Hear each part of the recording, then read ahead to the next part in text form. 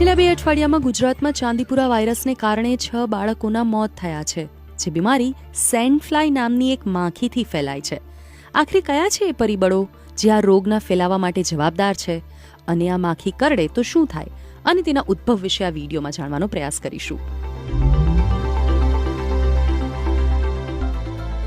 Chandipura virus એક vector Born રોગ છે જે સેન્ડ ફ્લાયથી ફેલાય છે. ચાંદીપુરા માટે જવાબદાર જે સેન્ડ ફ્લાય છે તેને ગુજરાતીમાં માટીની માખ કહીએ છીએ. આ માટીની માખ હાલ ગુજરાતમાં ચાંદીપુરા વાયરસને ફેલાવી રહી છે. આ માખી માટી કે છાણના લીપેલા ઘરોની અંદરની બાજુએ કાચી કે પાકી દિવાલ પર થાય છે.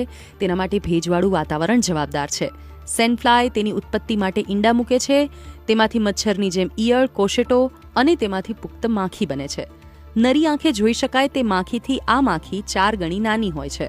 જૂનના અંતથી